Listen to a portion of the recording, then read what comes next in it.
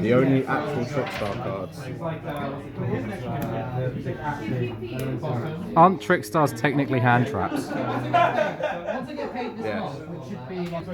Alright guys, what's going on? It's Al from Exiles here with a brand new deck profile. We're going to be covering Trickstar today, but not just any normal Trickstar deck profile. Oh, no, we're not gonna go into details right now. Right, so this is Alex, and he's gonna be going through the deck profile with you right now. Alright, so because of course the hits to light stage and everything, people thought Trickstars have died, and they're still a viable deck. The deck is still playable. It's not exactly like as strong, but it's still good. Like it's still is highly playable. Yeah, 100%. But yeah, anyway, let's go to the card. So standard Trickstar lineup. Yeah, you got a Candina. 3 Candina, searches everything. I don't need to say anything about this. Beautiful. Your main burn monster. 3 Licorice. 3 Licorice. Yep. Best part about Licorice in this is because the whole problem that I had whenever I opened Licorice is that I would either get I'd get imperm straight away. Yeah. Then you can completely just tag it out altogether, so you prevent the effect is still resolved because it's still been summoned. All right. Okay. However, Licorice is adding it back to hand, so you actually get it off at the same time. So there's no negate or anything, so it just dodges the bullet straight off the bat. Good stuff. Good stuff. 2 copies of Corbane. 2 Corobane. Okay. People play 3. Right. Because this variant, this is playing Desires instead of Extravagance. Yeah. I don't think that playing 3 copies is good. It's just not good. It's trash. Playing 3 is. I mean, it's an honest in hand, but you barely use it like it's an honest. 1 Lily Bell. It's good for the grind game, but personally, I could have even just cut this card out altogether. It's all right. I mean, fair enough. It does the job, and it's like I'd say like a cowboy because it attacks directly. And And if you go into time, then Turn around.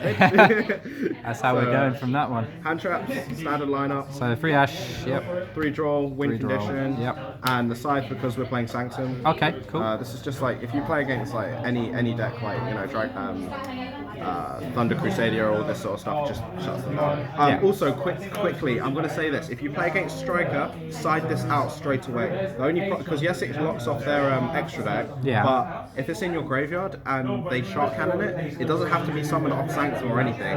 It will just lock you off your extra deck yourself. Wow. Okay. I mean, this is it. Even if you're playing it in any other deck, I mean, for me, it doesn't affect it because the extra deck is meaningless. Oh, so if you play it against Sky Striker, then you kind of take it out instantly because if it goes to the graveyard for whatever reason, like they destroy it, then what will happen is they can just shark cannon, summon it back, and then all of a sudden you're locked out of your extra deck. So it's just not. It's bad. It's bad to play against that deck. Yeah.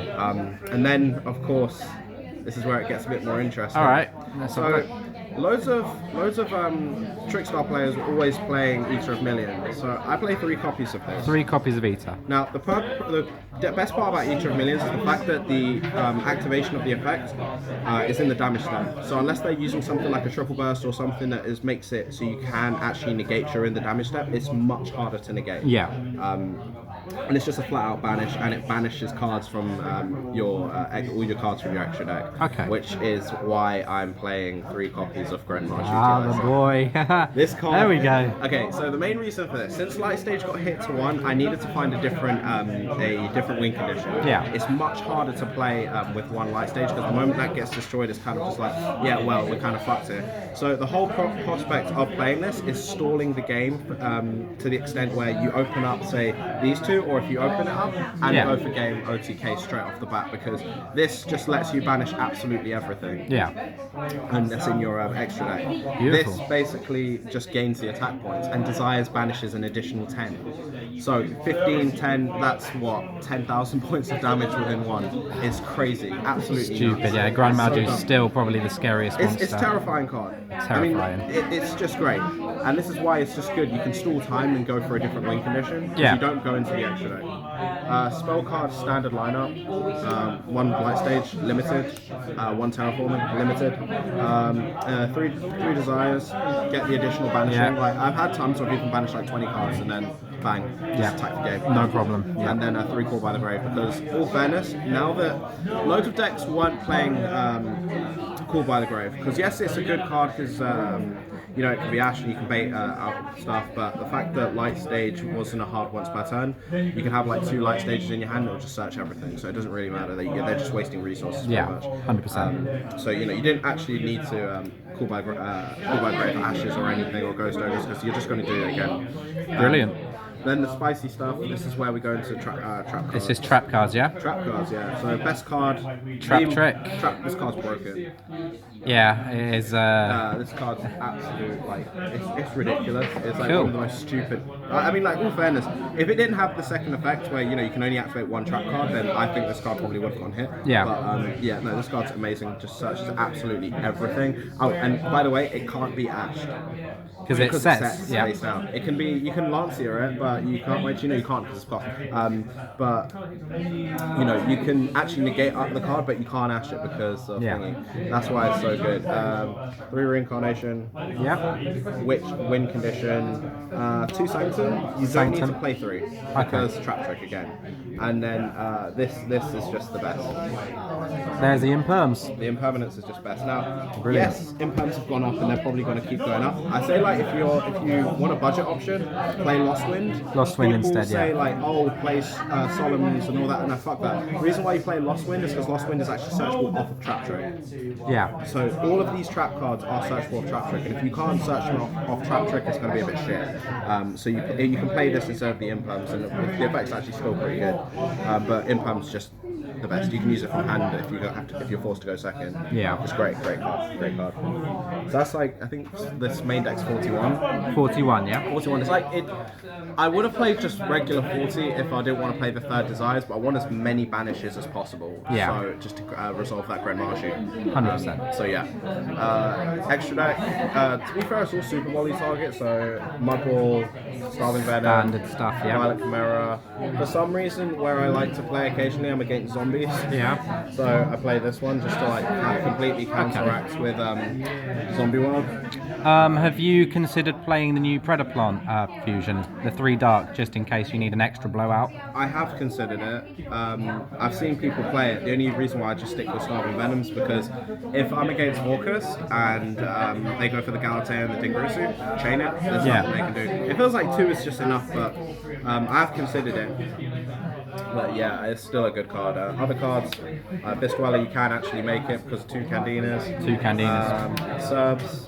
Cerberus. Link Rebo. Link Rebo is actually an interesting one because the whole concept of playing Link Rebo is if I can't push for game and I know that my opponent has got something up their sleeve with that can get out, that can take out Eater of Millions, I basically just go into Link Rebo because Eater of Millions is level 1. Yeah. So at least that way I do have an ability just to just reduce attack points to 0 and stall the game a bit longer. Yeah. Unicorn, it's mainly because these link monsters mainly because I play Mind Control in the side deck. Yeah. Topologic, again just because of Mind Control.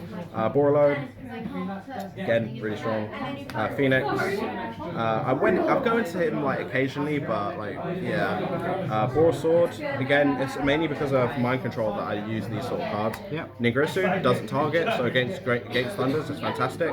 And this is the one card that I can actually say it's so good to play if you play Mind Control, and it's 1 copy of Kagari. Yeah.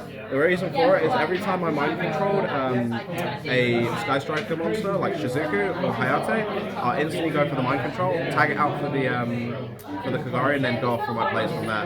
My opponent gets punished and I don't get punished in any way, shape or form. It's just really, really strong to do. That's brilliant. So again, yeah. And then side deck, I play 3 copies of Super Poly. 3 Super Volley, yeah. Cards Nuts. This is the tech card. Summon Mirror Force, so you can search this off a Trap Trick as well. So the whole concept is, yes, they can seem to set it. However, do they want to waste resources to get rid of it? Yeah. Because you restrict them from attacking, because if they do attack, they're going to forcibly use something like a Red Reboot or actually forcefully negate the card off like something like a Base or something. And that just stalls and changes and takes up so many resources. 2 Dusters. Yep. Don't need 3. Trap Trick. 2 Dr. Nibbles. Dr. Nibbles. Dr. Nibbles. Like, there's no point in calling him Nibbles, because that's shit. Big Rock. The big rock man, Dr. Nibbles, 3 mind control. Yeah. No point in main decking this. You're not going second. Yeah. Go second's good with mind control. Going first is shit. And this card is the most underrated card in the entire game. That if you're against a combo deck, play it. 3 copies of Dark Ruler. Dark Ruler no more. This card is absolutely insane. I love it. It's one of my favourite new cards to be released. Every Sekka's Light build that I've played against, and they make like some insane Crusadia unbreakable board. Activate Dark Ruler no more. Can't chain it because you're playing more. They're more than likely playing Sekka's Light, and those decks don't play hand traps. So you play Dark Ruler no more. Sorted. All done. sorted. There's like nothing they can fucking do. Yeah, that's it for the deck. This deck's just crazy. Give it a go if you get the opportunity on YGO or something. Tell me what you think about it. All right, that's awesome, man. Yeah, brilliant deck profile. Well, this has been Al with Alex from Exiles. Hope everyone has a good day, and I'll see you later.